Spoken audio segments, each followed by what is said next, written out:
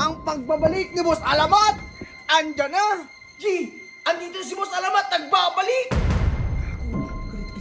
Galit na ako yun sa'yo. Hindi ka magpagalitan no! Ba't ka papagalitan no? Matutuwa pa yun sa'yo! Ba't sigaw ka na sigaw? Si Boss Alamat! Nagbabalik! Oh, ayun oh. Anong ginagawa mo dito? G, sabihin mo kasi yung totoo. Para alam din ni Boss Alamat. Di niya kasi alam yung nangyayari sa'yo. Nakasta kang pe, parang... Saan, ibang araw na rin ako di nakakain dun. O kasi yung tatay nyo? Ha? Anong ginagawa ng tatay nyo? Sorry, Wala ba silbihan?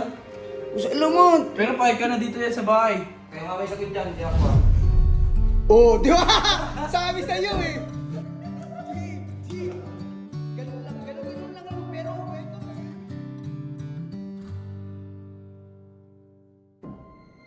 Andiyan na si Boss Alamat! Ayan o. Nice! Ang pagbabalik ni Boss Alamat! Andiyan na! Teka lang guys ha. Teka lang. Excited na ako. Dito na yung kagrupo namin. Andito na si Boss Alamat! Nagbabalik! G! Andito na si Boss Alamat! Nagbabalik! Gago, papagalit na ako yun sa'yo. Hindi ka magpagalitan no! Ba't ka papagalitan no? Matutuwa pa yun sa'yo! Sayang, ingay mo! Sorry, tara, bumaba ka! Uy, huwag ka namang high blood, Diyos mo! Ang boses mo, ina-high blood ka ata! Ako ba malakas ang boss? Ano ba't sigaw ka na sigaw? Si Boss Alamat, nagbabalik! Ano Nagbabalik! Kabado ka na naman, sabi ko. Oh, ayun oh. O, anong ginagawa mo dito? Oh, Ilan ba yan dito? Hindi. Hindi ka kasi rito, huwag ka matakot! Buka mo na, basta naman. Upo ka muna! Buka mo. Hindi, ito kasi sana si Bunso kasi. Bunso. Kasi pumunta siya dito kahapon. Eh, nahihirapan na siya dun sa camp. Magkwento ka sa ano mo. Sabihin mo kasi yung totoo, para alam din ni Boss Alamat, di niya kasi alam yung nangyayari sa'yo.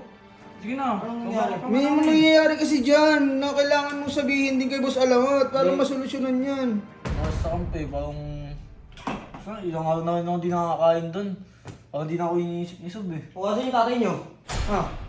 Anong ginagawa ng tatay nyo? Wala ba silbihan? Hindi ko alam. Hindi ko alam. Hindi, ang ano daw kasi, di daw siya pinapakain, di ba? OG ako. Oo, ako saksi talaga ako, Boss Alamat. Si pagkain ko sa rep. Si Troy pinapabayaan na.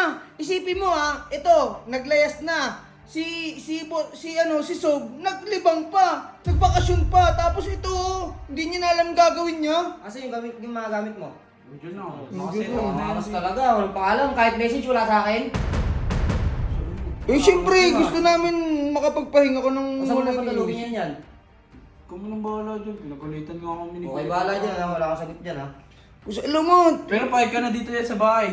Kaya nga may sagot dyan, hindi ako ha. Oh, di ba? Sabi sa'yo eh. G. Ganun lang yun. Pero welcome ka doon, di ba?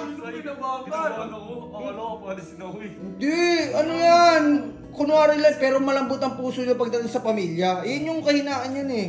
Sabi ko naman sa iyo eh, basta ang pamilyang mabisa, malupit yan. Walang iwanan. Ganyan talaga yan, no? Nakaganyan, dikit talaga lahat yun. Dikit yan. Papahinga na ako. Pahinga ka na, Boss Alamat.